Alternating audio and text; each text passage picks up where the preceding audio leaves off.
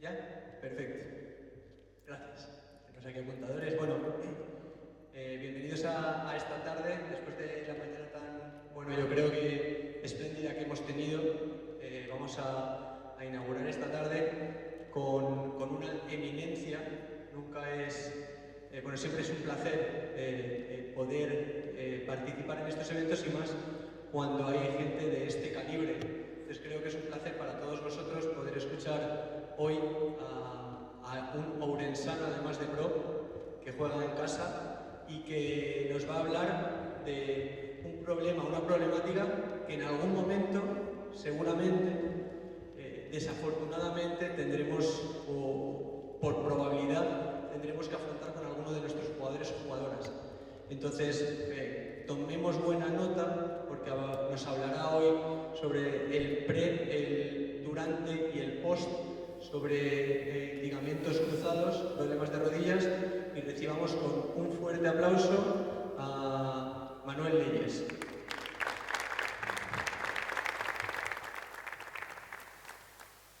Muchas gracias. Buenas tardes a todos. Estoy encantado de estar aquí en el baloncesto de Yo viví en Orense hasta los 17 años. Después me fui a estudiar fuera y sigo teniendo casi toda mi familia viviendo aquí. Vengo siempre que puedo. Me han pedido que os hable sobre la rotura del ligamento cruzado anterior. Yo os animaría a que me interrumpáis en cualquier momento si queréis hacerlo un poco más dinámico y hacer cualquier pregunta.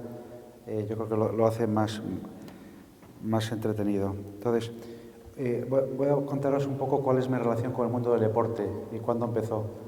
Yo hice la carrera de medicina en Navarra, ahí también hice la especialidad en cirugía ortopédica y después me fui en el año 99, me fui a la Cleveland Clinic en Ohio. A mí me gustaba mucho el deporte y Cleveland era una ciudad del Midwest en Estados Unidos que vivía muy centrada en el deporte. Tenía equipos en las tres grandes ligas, los Cavaliers en la NBA, los Browns en la NFL y los Indians en béisbol. Y después el deporte escolar y el deporte universitario también era muy grande. Y todos los equipos los cubría la Cleveland Clinic. La Cleveland Clinic es como una ciudad, o sea,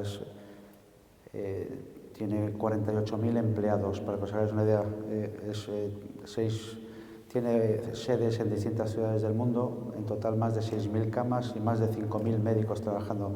O sea, es uno de los centros sanitarios más fuertes del país. Y como parte de nuestro trabajo teníamos que asistir y cubrir eventos deportivos. Yo al principio no, me parecía increíble, o sea, me estaban pagando por ir a ver partidos de la NBA. Yo decía, esto es increíble. Y en aquella época las estrellas del equipo eran Son Kemp, el lituano Zydrunas Ilgauskas, y después estaba Danny Ferry y Brian Knight. Y recuerdo de aquella época una lesión que nos trajo muchos problemas, que fue el pie de Zydrunas Ilgauskas. Él venía de jugar en Lituania, había tenido una fractura de estrés del escafoides del pie. Sabéis que es una lesión frecuente en baloncesto y sobre todo en pivots. Yao Ming también la tuvo, Embiid también la tuvo. Entonces, Zydrunas le habían operado en Lituania el primer pie y no fue del todo bien, necesitó una segunda cirugía. Después lo fichó Cleveland y cuando empezó a jugar para Cleveland se rompió en el otro pie, en el no operado. Y los médicos de la Cleveland Clinic optaron inicialmente por no operarlo y parecía que se había curado. Perdió esa temporada y al inicio de la siguiente temporada otra vez se rompió. Y aquello fue un drama porque era el pívot titular del equipo y entonces, bueno, mucho revuelo en los medios y al final se fue a operar a otra ciudad, se operó en Baltimore. Él después siguió jugando 11 temporadas, o sea, llegó a ser a entrar en el Hall of Fame y ser un All-Star. Y curiosamente, muchos años después, le ocurrió lo mismo al jugador de Philadelphia 76ers, a Joel Embiid, y cuando estaba así un poco deprimido, Zydrunas fue a verle y le explicó pues bueno, que de esto se sale, y contó toda su trayectoria después. Y se hicieron muy buenos amigos a pesar de la diferencia de edad. Sin embargo, la peor lesión que tuvimos en esos años fue este jugador, y totalmente fortuita. Él se llamaba Orlando Brown, era un defensive lineman que jugaba en los Browns. Para que os hagáis una idea del tamaño y la fuerza de este jugador, a mitad de temporada se lesionó el codo, y entonces tuvo una inestabilidad medial del codo, y había que poner una férula a medida para que el codo no se abriese cuando él placaba. Y esa férula a medida me la dieron a mí para que la llevase al training camp, y la férula medida del codo me quedaba a mí holgada en el muslo. Era gigantesco. En un partido, al acabar un partido, se tomó 21 chili hot dogs. O sea, que tú tomas 2 y ya estás a reventar. Bueno, pues la historia es que en un partido el árbitro, cuando quieren parar en el juego en la NFL, tiran lo que se llama el penalty flag, que es esta especie de plumilla que tiene, en aquella época tenía como una piedra, como piedritas para que pesase. Con tan mala suerte que le dan el ojo. Le dan el ojo, sale del campo, y cuando vuelve a entrar lo primero que hace es agredir al árbitro. Y cuando le agrede, pues lo expulsan de la NFL.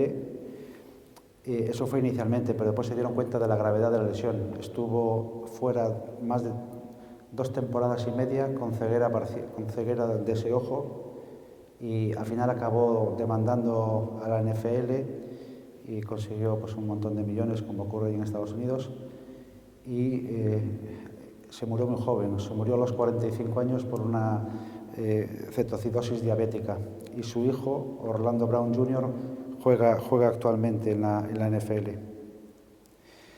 Cuando volví a España, yo acababa de llegar de Estados Unidos, y entonces me llaman los médicos de los Cavaliers y me dicen: estamos muy interesados en contratar a un jugador que juega en el Fútbol Club Barcelona.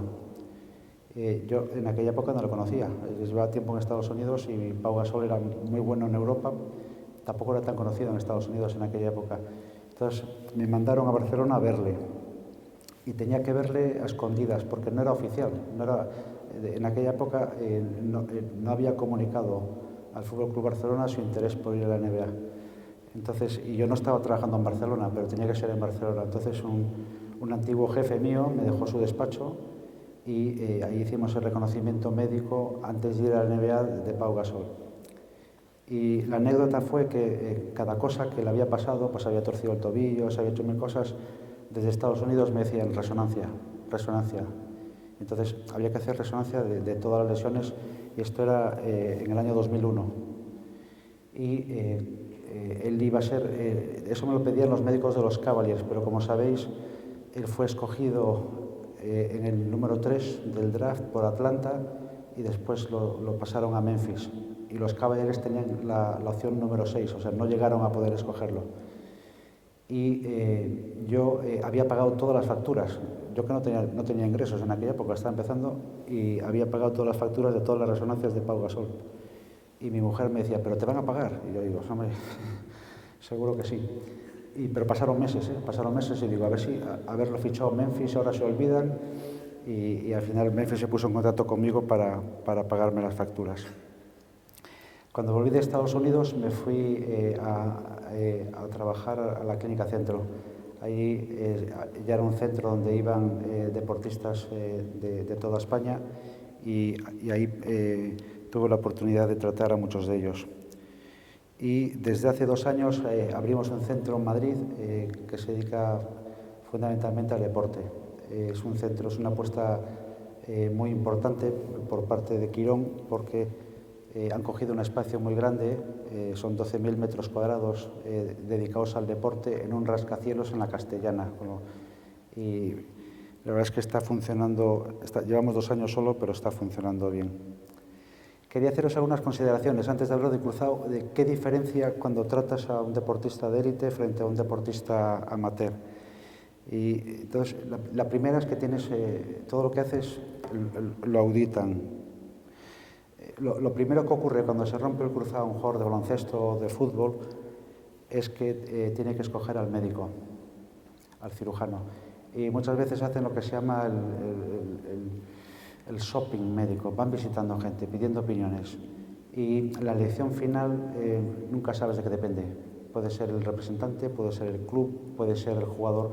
Ellos lo que en mi experiencia valoran más es cómo le ha ido a compañeros suyos. Entonces la opinión de otros jugadores operados es muy importante. En el Madrid todavía es peor. En el Real Madrid durante una época, ahora ha cambiado ya porque ya han cambiado los servicios médicos, pero había un médico que vivía en Dallas, que se llama Dan Cooper, que supervisaba lo que se hacía desde Dallas, con lo cual era una situación un poco rara porque él no exploraba al jugador, pero cualquier cosa que se decía pasaba por las manos de Dan Cooper. Cuando llega el momento de la cirugía, pues tampoco estás solo, sino que aparecen pues, médico del equipo, fisio del equipo e incluso más gente que está mirando lo que haces. Y después otra cosa fascinante de este mundo es que tus compañeros opinan de lesiones que no han visto nunca. No conocen al jugador, no han visto lo que ha pasado, no saben tal, pero lo ves en el telediario, lo ves en el Marca, contando lo que le ha pasado a ese jugador. Que tú dices, pero ¿cómo lo vas a ver si no lo ha tratado? En el mundo del deporte profesional, tanto el jugador como el equipo valoran la discreción. En general, la gente que habla de lesiones de los jugadores no participa en el tratamiento de ellas, porque eso, o al menos el Madrid es tremendo en eso. O sea, no puedes decir, puedes hablar de lesiones, nunca de lesionados. No se puede hablar de lesionados. Otra cosa que nos auditan siempre es que estos clubes tienen muchos medios. Tanto el Barça como el Madrid tienen una resonancia para ellos en la ciudad deportiva. Y es una resonancia para 21 jugadores o para 22 jugadores. Entonces, cualquier cosa se le hace una resonancia, y el radiólogo, que es un radiólogo muy bueno,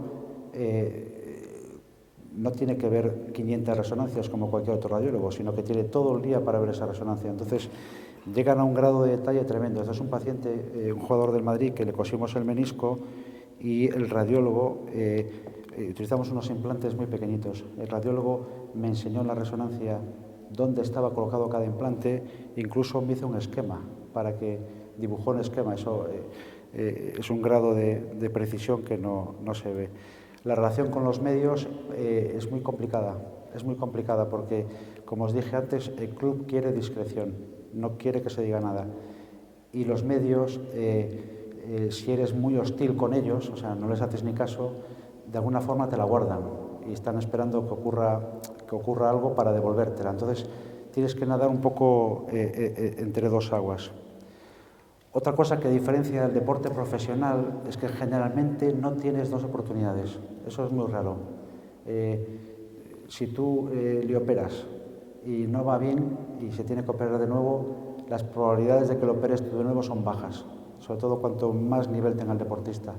Con lo cual, buscas lo mejor para el deportista, pero intentas a la vez que solucionarle el problema.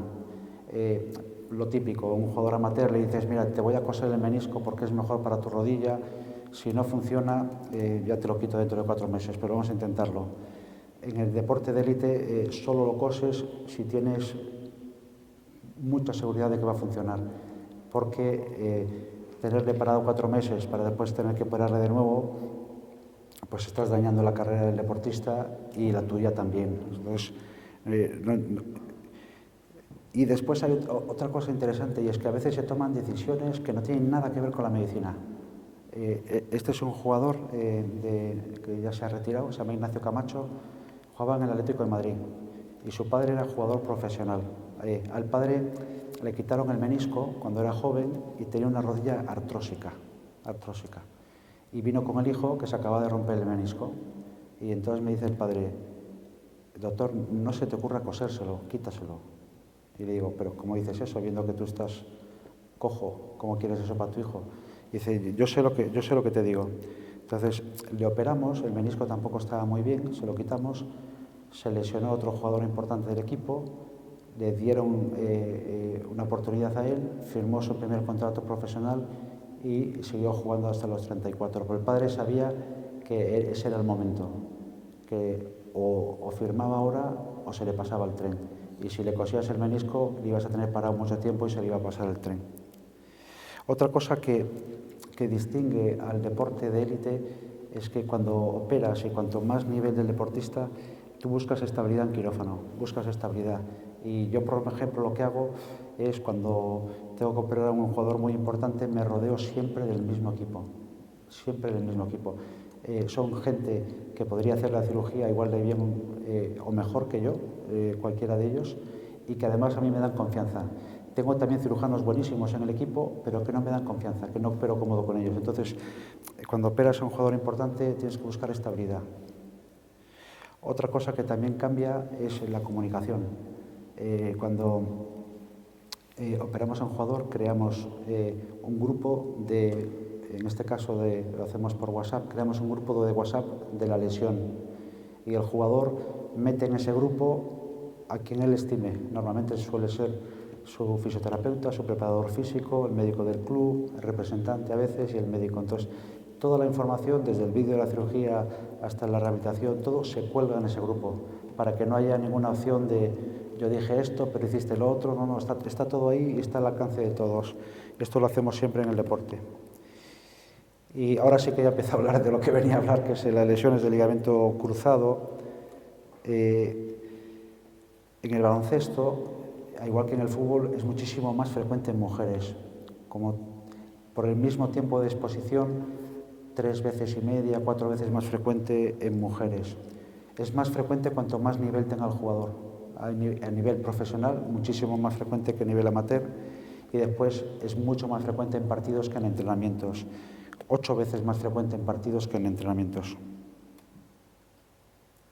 ¿Por qué es más frecuente en mujeres? Son varios factores. Uno es la anatomía. Las mujeres tienen la alineación de las piernas en valgo, tienen más recurvatum, tienen menos tamaño para el cruzado. La escotadura, el espacio donde va el cruzado es más pequeño. Después también influyen cambios hormonales. Se ha visto que la rotura del cruzado es más frecuente en determinadas fases del ciclo. Y esto ocurre en todos los deportes. Nosotros vemos mucho balonmano, mis socios, el médico de las guerreras, el equipo de balonmano femenino, y en balonmano femenino, fútbol y baloncesto hay una epidemia de cruzados en las mujeres. Aquí veis el problema de la alineación. Cuanto más valgo y cuanto más recurvatum, peor. Recurvatum, ¿por qué? Porque cuando la rodilla la estiras, el cruzado se queda en la escotadura y si giras, lo rompes.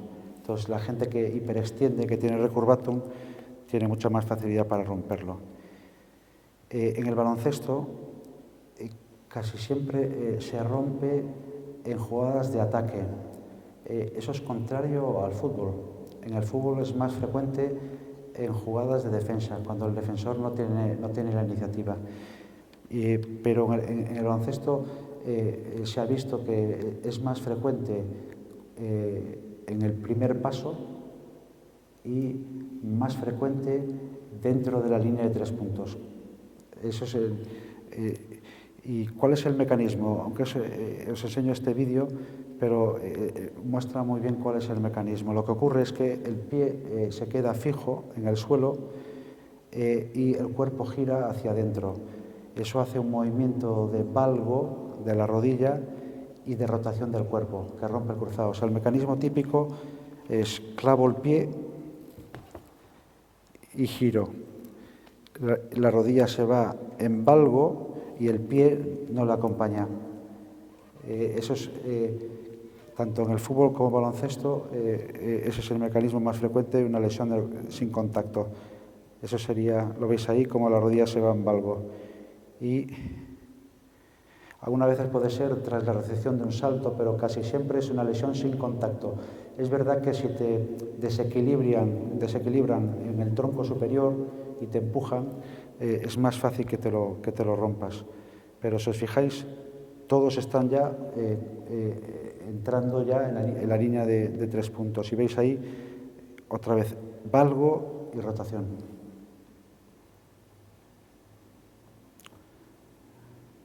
Esta es la lesión de Joule, que también es igual, valgo y rotación.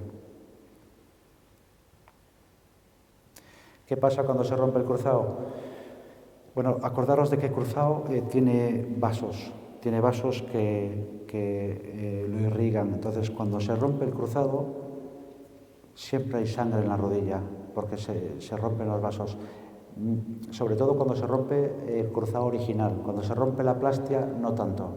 La plastia puede no estar vascularizada, pero si tenéis un jugador que se hace daño y que de repente la rodilla se llena de líquido, la sospecha fundamental es cruzado.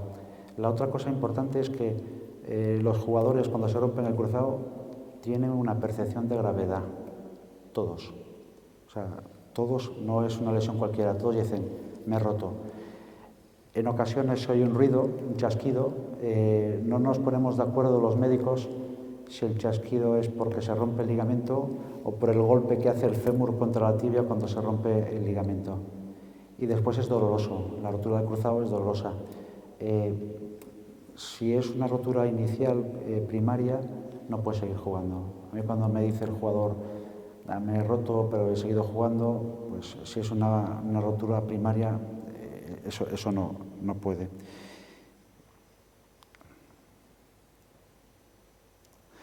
Si tenéis que salir a explorarlo, es fácil determinarlo, pero hay que ir directamente a por ello. O sea, no puedes empezar a marear al jugador o hacerle 1000 maniobras, porque entonces se defiende. Y el cruzado lo que ves es que la rodilla se viene hacia adelante. Pero si le generas dolor, el jugador contrae los isquios y los isquios tienen más fuerza que tú. Y entonces ya no mueves la rodilla. Entonces, ante la sospecha de un cruzado, lo primero que hay que hacer es la maniobra de traslación anterior de la tibia del ACMA, que no hay que hacerla con fuerza, no es una cuestión de fuerza, es cuestión de ver si hay freno. Y en la fase inicial, en el episodio agudo se ve. Esto sería un Lachman, pero muy marcado. Esto es una inestabilidad crónica. Veis que la rodilla se va para todos lados. En jugadores de baloncesto a veces son enormes, son muy grandes, entonces no te dan las manos para coger la pierna. Entonces hacemos esta maniobra modificada, que es metemos nuestra rodilla debajo de la suya, con una mano estabilizamos en el muslo y con la otra tiramos hacia adelante.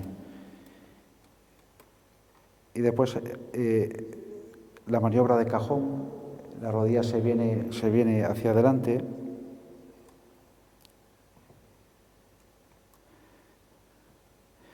Y la maniobra de pivot shift.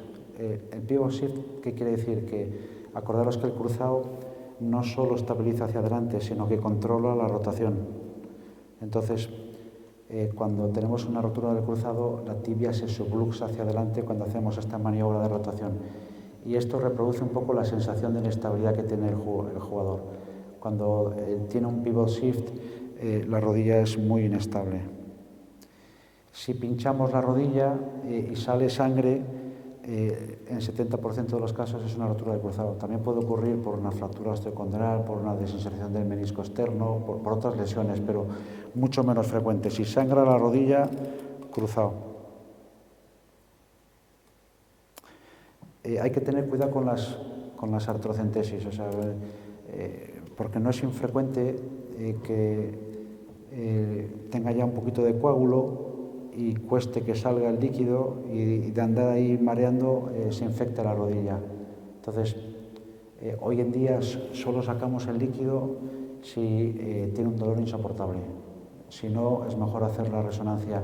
Un mito que también se cuenta mucho, no me han hecho la resonancia porque es muy pronto, porque está muy hinchada la rodilla. Eso realmente es una tontería. El líquido mejora la calidad de la resonancia porque se mete por todas las grietas. Si hay una rotura meniscal, un daño al cartílago, el líquido penetra y mejora la calidad. Muchas veces se lo dicen al paciente o al jugador porque no tienen disponibilidad para hacer la resonancia urgente, pero la resonancia se puede hacer al minuto de romperse la rodilla, ya te diagnostica. La radiografía sirve de poco. Hay una fracturita que es difícil de ver, pero bueno, cuando se arranca un fragmento de hueso de la cortical externa de la tibia, eso es una fractura de Segond, que es característica de la rotura del cruzado.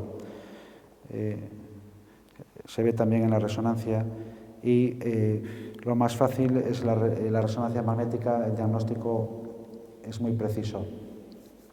Un error muy frecuente que estamos viendo cada vez más es el diagnóstico de roturas parciales.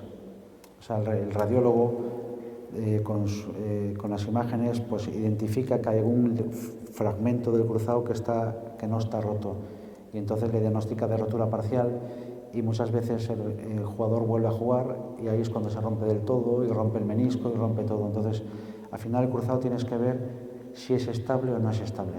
Si no es estable, te da igual que sea parcial, total, eso no influye.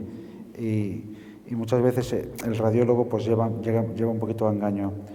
Otro hallazgo típico son esas manchas blancas que veis en la resonancia que indican que la parte de atrás de la tibia golpeó contra la parte de delante del fémur. Cuando veis esas dos imágenes, 100% seguro que se ha roto el cruzado, porque no podría llegar la rodilla tan adelante.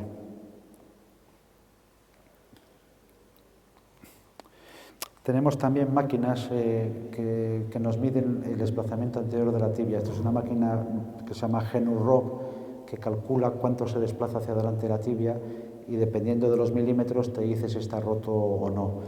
Esta la utilizamos más para publicaciones, estudios científicos, que en la práctica diaria, que realmente no hace falta. ¿Tiene que hacer rehabilitación antes de operarse? Esto es una pregunta muy frecuente. O sea, me rompo el cruzado, ¿cuándo me tengo que operar? ¿Tengo que esperar? ¿Es mejor que me opere ya? Entonces, desde mi punto de vista médico, es mejor enfriar la rodilla. O sea, sería ideal bajar un poquito la inflamación, asegurarte que tiene un poco de movilidad y que tiene el dolor controlado. Eso es la teoría y es lo que hacemos en el deporte amateur. En el deporte profesional es más difícil, porque quieren urgencia, quieren operarse ayer, entonces muchas veces se operan sobre la marcha, pero la situación ideal no sería esa. La situación ideal es enfriar la rodilla, ganar una movilidad razonable y después a veces en la espera puedes conseguir que algunas lesiones cicatricen. El ligamento lateral interno cicatriza solo, algunas roturas meniscales cicatrizan solas, entonces dándole tiempo puede cicatrizar. Y después también hay algunos estudios que relacionan la fuerza que tienes antes de entrar en quirófano con la fuerza que vas a tener 2 años después de operarte. Y hay cierta correlación. Entonces, se recomienda en la espera no perder tono muscular. Con los niños, o sea, con un adulto, imaginaros un jugador amateur que se rompe el cruzado, pero que está preparando la selectividad, no puede operarse. No pasa nada. O sea, tú le dices, restríngete, haz solo deporte sin pivote, deporte lineal y ya te operarás cuando te venga bien. Eso funciona en la gente adulta, en los niños no, porque se les olvida y entonces cuando vuelven ya tienen muchas más lesiones, se rompen meniscos, se rompen cruzados, entonces en los niños tan pronto se pueda los operamos, en los amateurs pues cuando les venga bien y en los profesionales siempre hay urgencia, ¿no? Entonces, se ha roto el ligamento y hay que operarlo. Y hay que decidir qué injerto. Sabéis que hay distintas opciones para reconstruir el cruzado. Podemos utilizar distintos tipos de injerto. El mismo injerto no sirve para todas las personas. A cada deporte y cada jugador le va mejor un injerto que otro. De las posibilidades que hay, el sintético se ha abandonado porque se rompían todos. Hubo una época que se utilizaban las cintas de Dacron, pero se vio con el tiempo que se rompían todos. El haloinjerto, utilizar injerto de cadáver, tiene 3 veces más riesgo de volver a romperse que el injerto propio. Entonces, en general, el injerto de cadáver lo reservas para gente que tiene menos demanda. Una persona que va a esquiar un poquito, que tiene 50 años y que va a hacer muy poca cosa, pues hombre, si le pones tejido de donante le haces menos daño y le puede servir, pero no en el deporte de profesional. Entonces nos quedarían 3 opciones dentro de la propia rodilla del paciente: los isquios, el rotuliano y el cuadricipital. Son las 3 opciones que tenemos, ¿no? ¿Cómo escogerlas? ¿Cómo podemos escoger cuál es la mejor? Podríamos utilizar la experiencia del cirujano. ¿Cuál es el problema? Que ese perfil de deporte de élite son muy pocos los que se rompen. Para que os hagáis una idea, jugadores de fútbol de la UEFA se rompe un cruzado por equipo cada 2 temporadas. Uno por equipo cada 2 temporadas. En el Madrid llevamos desde 2019, desde que se rompió Marco Asensio, sin ninguna rotura de cruzado en el primer equipo. Pero la estadística se cumple y este año pues, se han roto Militao, Courtois y también David Alaba. Pero si un cirujano en España operase todos los cruzados que se rompen en la élite del fútbol, estaría operando 10 cruzados al año. Que eso es muy poco, con eso no puedes sacar ninguna evidencia científica. Entonces, basarlo solo en tu experiencia no es muy científico. Podríamos ver qué hacen los demás, qué hacen los demás. Entonces, en el año 2014 se hizo una encuesta entre todos los médicos de la NBA y le preguntaron: si un jugador de tu equipo se rompe el cruzado, ¿qué plástica utilizarías? Y el 80 y pico % dijeron que tejido propio, y el 81% dijeron que rotuliano. O sea, en la NBA, rotuliano. En la NFL, exactamente lo mismo, 86% rotuliano. En el equipo olímpico de esquí, rotuliano. En la MLS, rotuliano. Entonces, para el deporte de máxima exigencia, el rotuliano es la plástica de elección. ¿Con qué tenemos problemas? Pues a veces con las mujeres, porque necesitamos que el grosor del tendón, vamos a sacarle una tira de al menos 1 centímetro. Necesitamos un tendón que mida por lo menos 3 para no debilitar el aparato extensor. Y en algunas mujeres, en algunos deportes, no tiene ese tamaño y no podemos utilizarlo, ¿no? Tampoco se utiliza rotuliano en poblaciones que se agachan mucho, que están pues, en el mundo, en países musulmanes, el rotuliano se hace muy poco, porque están agachados o rezando y les molesta el polo inferior de la rótula. Pero otra cosa que podíamos ver es la tasa de re-rotura. La tasa de rotura es muy alta. Yo tampoco vengo aquí a dar malas noticias, pero en jugadores de fútbol y en baloncesto es parecido. Se rompe un 20%. 1 de cada 5 se vuelve a romper. O bien el operado, o bien el otro, en un periodo de 2 años. 1 de cada 5.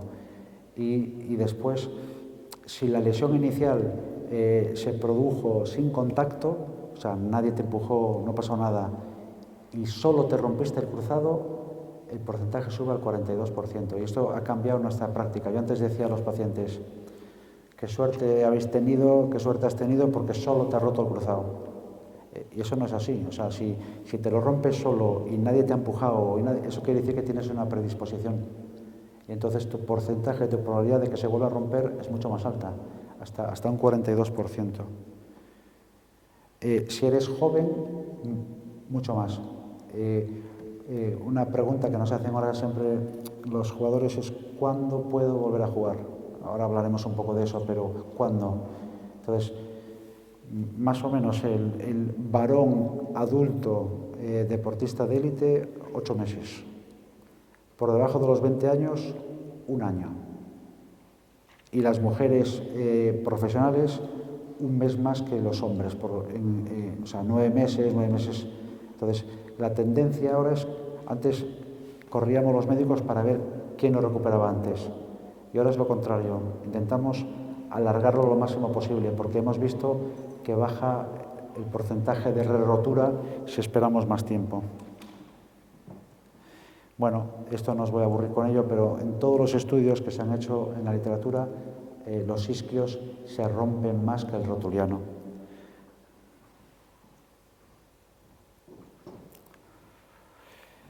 Otra cosa que nos ocurre con el baloncesto: son muy grandes.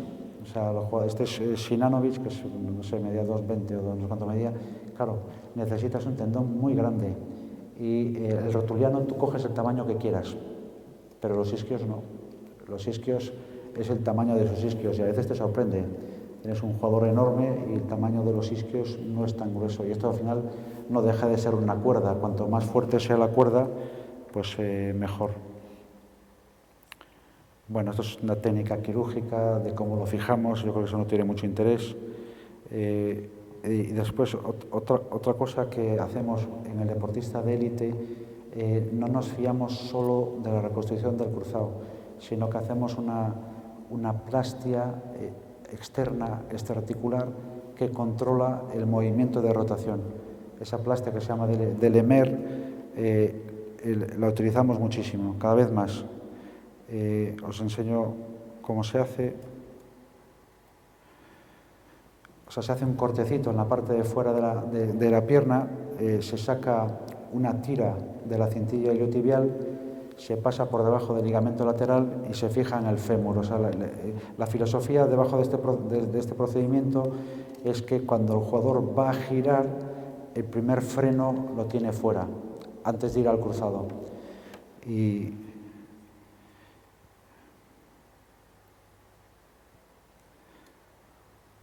Bueno, lo que haríamos es meter esa tira en el fémur y de esa forma controlar la rotación. Las roturas parciales, en algunos casos el jugador conserva, el cruzado tiene dos fascículos, anteromedial y posterolateral. En algunos casos conservan uno. Si conservan uno y está bien, se mantiene. Y entonces hacemos reconstrucciones selectivas del que no tiene. Mantenemos el fascículo que tiene y hacemos solo lo que está roto.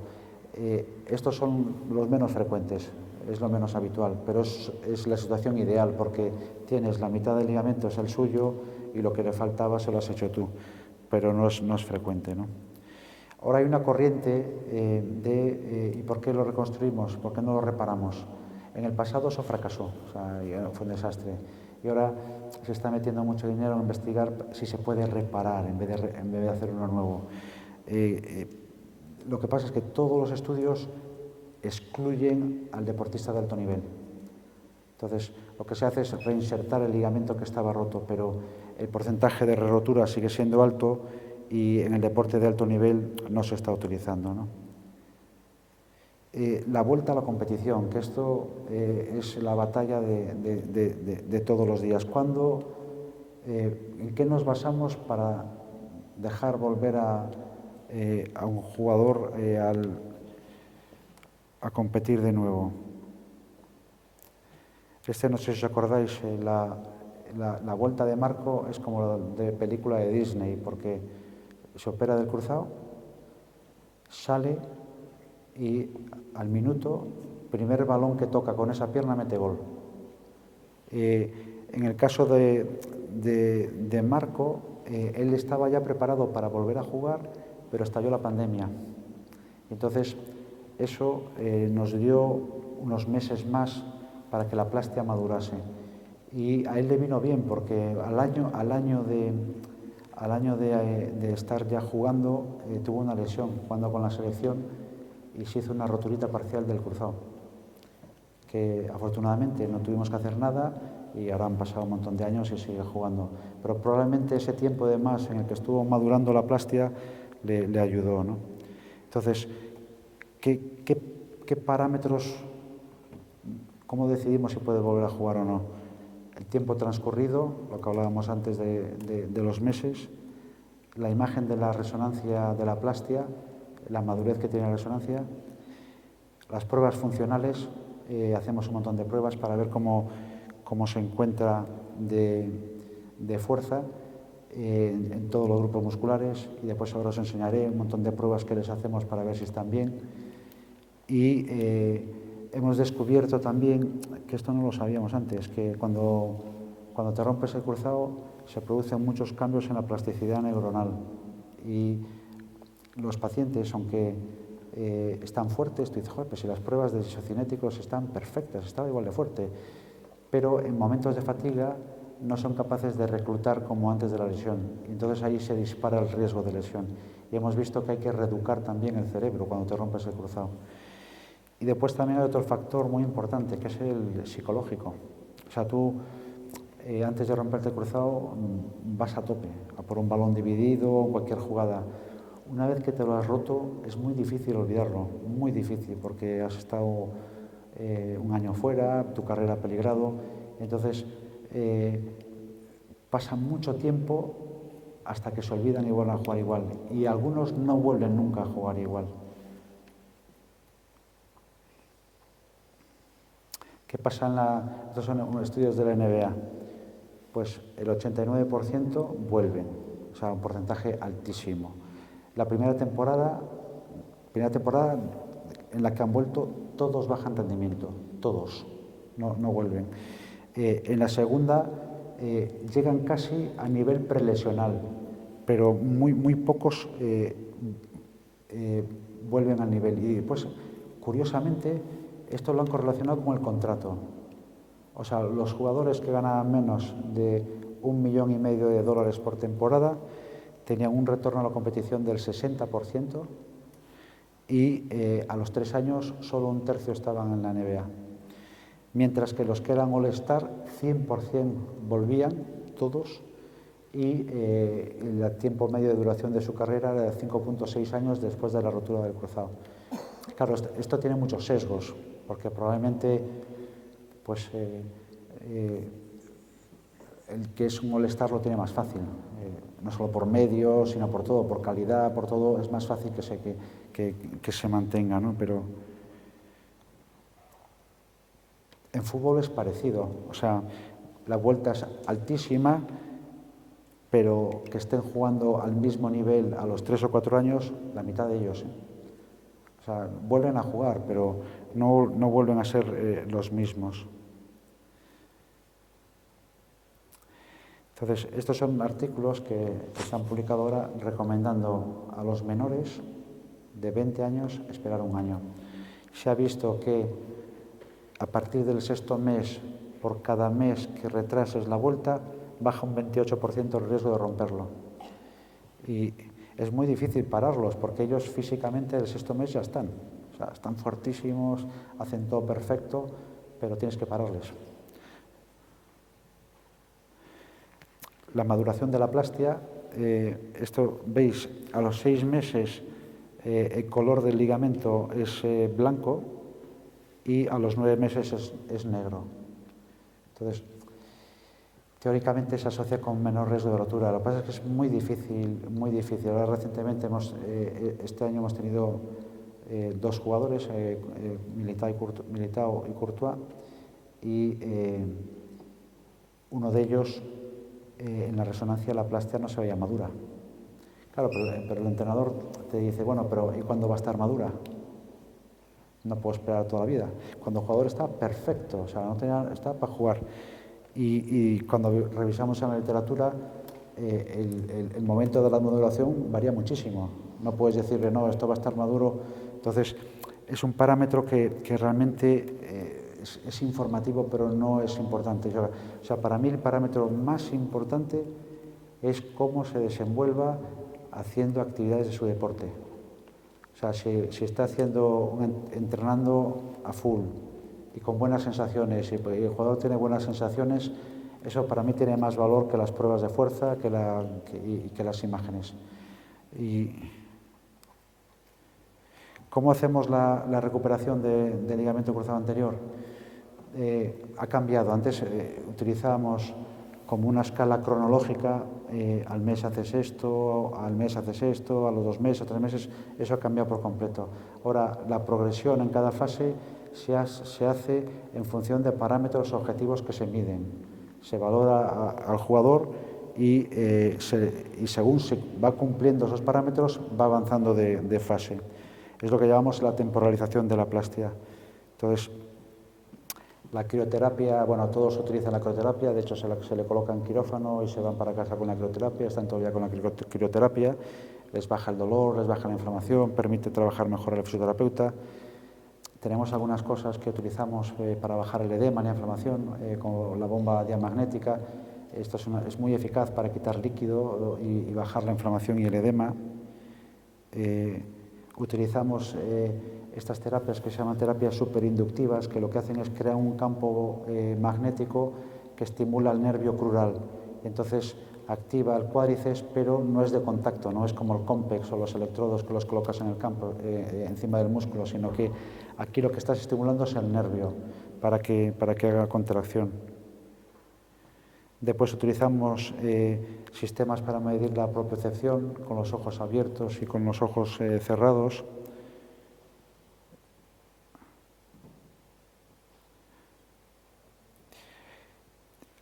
Ya en la fase 2 Sí, 5 minutos, sí, estoy acabando ya. En la fase 2, para medir la fuerza, utilizamos sistemas con electromiograma de superficie que, mientras están haciendo los ejercicios, vamos registrando la actividad muscular de cada músculo con los distintos pruebas. Después tenemos máquinas robotizadas que hacen un feedback visual para que el jugador sea consciente de la fuerza que está moviendo. Mira, este que veis aquí es Nico Sera, el judoka, campeón del mundo. En Olimpia hay una máquina que mide fuerza y cada deportista que va por ahí se pica con el anterior para ver quién mueve más. Y Nico ha reventado el récord, o sea, se acabó ya la competición porque es fuertísimo, ha movido el doble que el anterior, el récord. Una cosa que está ahora muy de moda es la potenciación en restricción de flujo. En la literatura es un poco controvertido porque, o sea, te permite potenciar con muy poca carga, muy rápido, con un manguito de isquemia que disminuye el flujo. Es muy popular entre los deportistas, pero no hay tanta evidencia científica. Otros sistemas que utilizamos para aumentar la carga de forma progresiva, tenemos las máquinas antigravitatorias de Alter G para que vayan corriendo sin peso. Tenemos también un tapiz rodante metido en una piscina. La piscina es un ascensor que podemos subir y bajar a la profundidad que queremos y eso nos permite regular muy bien la carga. Después pasamos a la fase de los saltos, que eso ya en esa fase ya tiene un muy buen control muscular, tanto salto vertical como salto lateral. Registramos el tiempo de vuelo, el tiempo de contacto, la velocidad del salto, cuántos saltos pueden hacer por minuto. Hacemos el salto monopodal. En el salto monopodal comparamos la derecha con la izquierda y vemos la recepción del salto, qué distancia hace, qué grado de flexión y qué grado de valgo. Y eso queda registrado con la pierna sana y con la contralateral y lo comparamos. Este es el triple hop.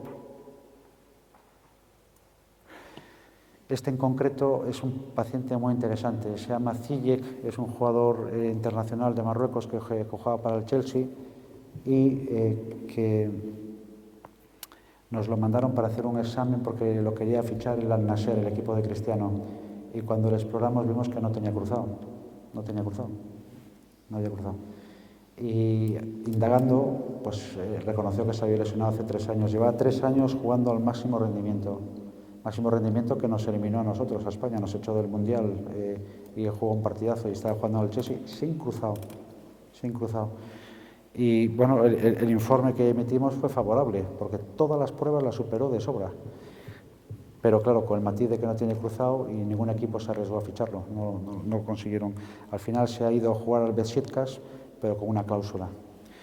Después tenemos estas máquinas en la fase ya final, que estas son máquinas inerciales que intentan simular situaciones de juego. Entonces, es como un cinturón que lleva atado el jugador y de repente le pega un tirón en una dirección y en otra. Y la máquina registra cómo reacciona para simular situaciones de juego. Y de ahí, bueno, pues pasamos ya pues a trabajos específicos de campo, que son, pues ya dependiendo del deporte que vaya a hacer. Y ya acabo, bueno, os he contado un poquito las alteraciones en la plasticidad neuronal que ocurren en el cerebro después de romperse el cruzado. O sea, no solo es una lesión de la rodilla, la atrofia muscular también se produce por inhibición neuronal. Entonces, cuando te lesionas, pierdes un montón de motoneuronas. Con la fisioterapia recuperas las motoneuronas, pero tardas mucho en ser capaz de reclutarlas. Es lo que os contaba antes, que con la fatiga se vuelven a romper. Y existe un una serie de acciones en fisioterapia que mejoran la plasticidad neuronal. Y pues, nosotros, por ejemplo, utilizamos estas terapias en espejo con realidad virtual, que el paciente pues, mueve una pierna, mueve la contraria, pero visualmente está viendo que se mueve la otra y eso de alguna forma está activando el córtex cerebral para restablecer conexiones que había perdido. Y finalmente el miedo, como os he comentado, es muy importante. O sea, se ha visto que los pacientes que tienen más miedo vuelven peor, no recuperan el rendimiento previo. Nosotros ahora a todos los pacientes le pasamos un cuestionario se llama un cuestionario de miedo, que se les pasa al poco tiempo de empezar la rehabilitación. Y hemos visto que hay una correlación. Los que tienen menos miedo en esa fase vuelven antes a la competición y con mejor rendimiento. Y ya la última diapositiva, deciros que la cirugía de ligamento cruzado anterior no es igual para todo el mundo, es un traje a medida, dependiendo del tamaño, dependiendo del deporte, la cirugía es distinta. En los deportes de élite con mucho contacto, como puede ser el baloncesto, nuestra plástica de elección es el rotuliano, asociándole un refuerzo extraarticular. Y después que la progresión en la rehabilitación tiene que basarse en medidas objetivas. Hay que ver, cuando llegues a esta determinada función, te dejamos hacer esto, no estrictamente cronológico. Y eso es todo. Muchas gracias por la atención.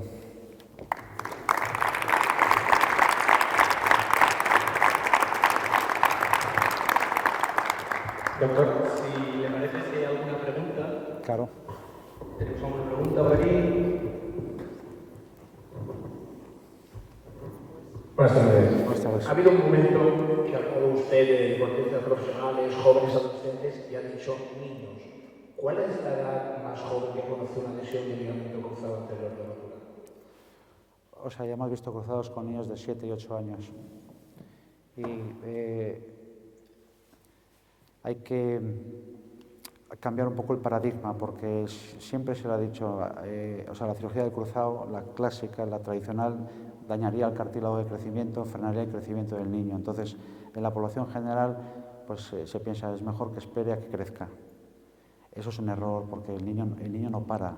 Y entonces, cuando llega, pues se rompe muchas más cosas que no tienen remedio. Entonces, lo que hemos desarrollado son técnicas específicas para niños. Nosotros, el niño más pequeño que hemos operado tenía 9 años. Pero son técnicas distintas, que a lo mejor no son definitivas. Puede ser que cuando sea adulto necesite volver a operarse.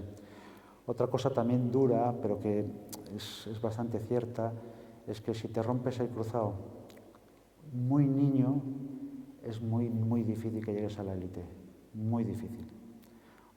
O sea, no solo por el resultado de la cirugía, sino porque pierdes un año en un momento muy precoz, entonces te pasan todos. Hace poco en un congreso donde estaban la gente que hacía más cruzados en el mundo, alguien del público preguntó, oye, ¿alguien conoce a un niño operado de cruzado? Era de fútbol, no que haya alcanzado la élite, que haya sido, no pudimos dar un nombre. O sea, si te rompes ya de adulto, pues fíjate, las 2 lesiones que hemos tenido este año, el enfoque es completamente distinto. O sea, uno, Courtois, no tiene nada que demostrar, cero prisa, ninguna prisa, súper informado, leyó todo. Renunció a la selección de Bélgica a los 2 meses de haberse roto, o sea, tenía claro que no, y lo llevó todo por el libro. Militao tiene otra edad, tiene otra prisa, tiene que demostrar más, su puesto no está tan... Fijaros, o sea, Courtois se fue, Lunin hizo una buena temporada, pero en cuanto volvió, acabó jugando él la final y jugando él. Entonces, esas circunstancias influyen muchísimo. No iba tanto en el sentido de si va a tener una carrera longeva o exitosa, sí, como la sensación que tengo yo y los compañeros de que los niños son de goma. Dices, me ha dejado sorprendido, pensé que decir, pues hasta los 15 años, 16, no se conoce ningún caso, pensaba que era más... No, se ha estudiado y yo creo que un factor negativo es que estamos especializando a los niños demasiado pronto. Todos quieren ser el próximo Tiger Woods o el próximo Michael Jordan, entonces empiezan a hacer un solo deporte a una edad muy temprana. Entonces, aparentemente, de alguna forma, eso les hace perder ciertas habilidades. Y estamos viendo entre que la carga de trabajo es mucho mayor y la especialización es mucho mayor, cada vez se rompen más jóvenes. Ya me permite la segunda pregunta, que iba en este sentido. No sabía si era más de preparador físico, de fisio, gente que entrenamos pues, baloncesto social, digamos, Sí. ¿no? 3 días, 9 días. ¿Qué podemos hacer para evitar estos riesgos? Aparte de que los jugadores puedan estar con una buena musculatura en su peso, es un tema realmente de suerte, de las lesiones. ¿Podríamos hacer algo para mejorarlo? Bueno, hay, en el baloncesto, en el fútbol y en el balonmano hay programas de prevención. El que está más popularizado es el del fútbol. En el fútbol hay un programa que desarrolló la FIFA, que se llama FIFA 11 Kids, que son ejercicios específicos de fútbol para minimizar el riesgo de rotura. Y se ha demostrado que baja un poco el riesgo. Pues les enseñan pues, cómo recepcionar los saltos, que cuando se tienen que agachar la rótula tiene que buscar la punta del pie y no meterlo hacia adentro. Les enseñan a potenciar glúteo para controlar la rotación interna. O sea, hay programas específicos que ayudan un poco a bajar el riesgo de lesión. Tengo una allí y otra aquí, y ya cerramos. Bueno, pues, hola, buenas tardes. Yo tenía varias. La primera es, entonces, antes de una operación de cruzado, en el caso de que sea necesaria, ¿es bueno fortalecer, por ejemplo, el cuádriceps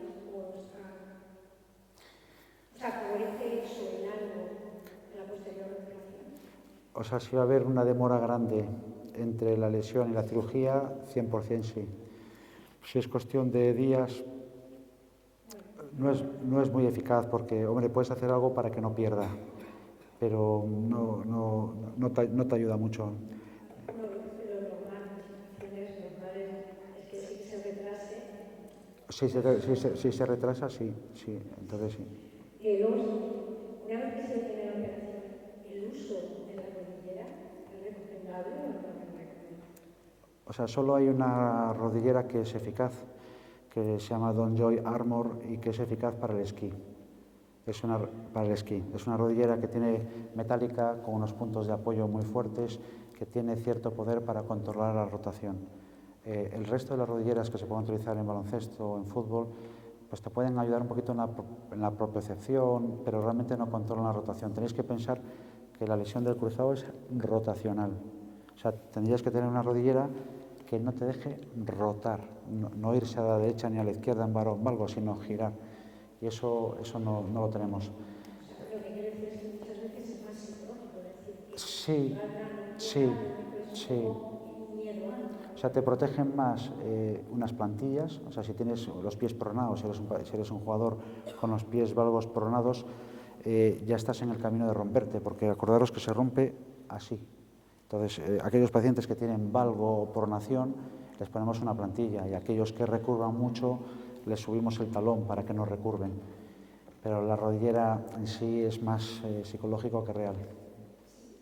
Y otra más. En caso porque ha comentado que había un jugador que no tenía cruzado de Salamanca. Sí.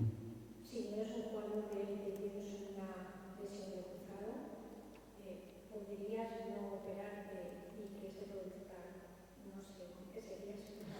O sea, es más difícil, yo creo que en el jugador amateur es más difícil porque, bueno, dependen varias cosas. O sea, tú puedes tener una rotura de cruzado y poca inestabilidad rotacional por la anatomía de tus cóndilos.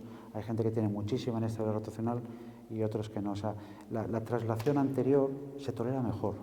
Lo que se tolera peor y no te deja jugar es que la rodilla pivote. El pivote, entonces, si tú ves un jugador amateur que no tiene pivote, que tiene simplemente Lachman, bueno, pues puedes intentarlo, ¿no? Pero asumiendo el riesgo. El problema de jugar sin cruzado es que te puedes romper cosas que no tienen arreglo, que te la has roto y lo has perdido. El cruzado es muy fácil recuperarlo y, quiero decir, es hacer una cuerda, o sea, se puede. El problema es lo que acompaña. Si empiezas a perder cartílago o meniscos, el resultado puede ser malo, aunque reconstruyas el cruzado. En caso de la recuperación del cruzado, ¿hay algo genético que hace que unas personas, no sé si genético o anatómico, que hace que unas personas se recuperen antes y otras después, porque yo he visto cosas, o sea, gente que lo ha hecho con mucha facilidad Sí. y gente que no ha podido. Sí, bueno, eso es cierto, hay una selección natural, eso está claro, pero también es verdad que no hay dos lesiones iguales, y muchas veces, o bueno, yo te diría que siempre no sale en los medios el alcance real de la lesión, nunca sale en los medios. Primero porque el jugador no quiere, el club no quiere, entonces a lo mejor comparas una rotura simple de un cruzado con una rodilla perfecta, con un cruzado que se acompaña de un arrancamiento del menisco, una lesión del cartílago, que va a ir mal. Pero ese dato el resto de la gente no lo tiene. Y muchas veces comparamos en el mismo club. Nosotros tenemos ahora 3 cruzados operados, pero hay uno de ellos que tenía mucho más. Pero no es de dominio público, ¿no? Entonces la recuperación es distinta. Pero bueno, contestando a tu pregunta, sí que hay condiciones genéticas. Hay gente que... Yo tengo ahora un paciente muy conocido, que es alpinista, 85 años, una prótesis de rodilla, se ha roto el tobillo ahora 8.000 metros, lo rescataron de milagro y se va la semana que viene a subir otros 7.000. 85 años y una prótesis de rodilla. Eso es genética, eso no... Hola, buenas tardes. Bueno, yo por desgracia he vivido por lo menos 3 casos en niñas de 12 y 13 años que se han roto el cruzado, y lo lamentable o lo que me ha llamado la atención es que después de la recuperación se han roto el cruzado de la otra rodilla.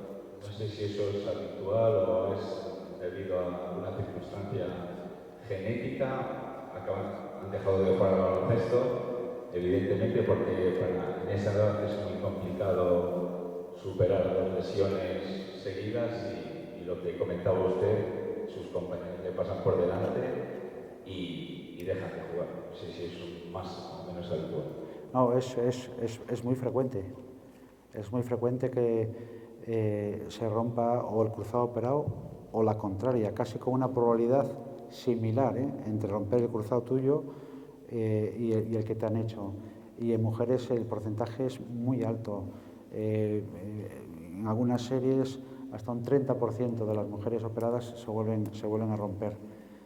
Por eso esperamos más, hacemos un refuerzo articular asociado, y después el tema que tú cuentas, que a veces el médico tiene cierta responsabilidad en aconsejarle si debe o no seguir con ese deporte. Porque si tienes la predisposición, con 13 años te has roto las 2 rodillas, probablemente lo recomendable sería que hicieses un deporte con menos pivote, pero es complicado, eso es complicado. Había dicho que era la última, pero como el jefe quiere preguntar, pues vamos a ver el jefe la última.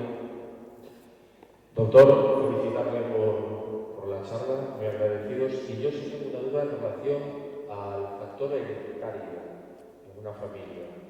Deportistas, chicos, chicas, profesionales de formación que tienen antecedentes de padre profesional, de madre profesional del deporte, en algunos casos tener que retirarse del deporte profesional por lesiones de la rodilla. ¿Es real? ¿Es posible? Pues, a contar un poco. O sea, es real porque los hermanos generalmente muchas veces heredan la anatomía de los padres y hay factores anatómicos que los predisponen. El tener, por ejemplo, una escotadura más estrecha, que es el espacio donde pasa el ligamento, o tener una rodilla más desviada, un valgo, puede ser común a los hermanos. Yo tengo, en 2 ocasiones, he operado a 2 hermanos el mismo día. Es en la misma habitación, un hermano y el otro operados. Y padres e hijos, frecuentísimo, porque heredas el componente de la lasitud y también la anatomía de la rodilla. Así que hay un factor genético clarísimo. Bueno, pues me encanta que tengamos tantas inquietudes, pero tenemos que cerrar aquí. Simplemente, por favor, agradecemos con un fuerte aplauso al doctor Manuel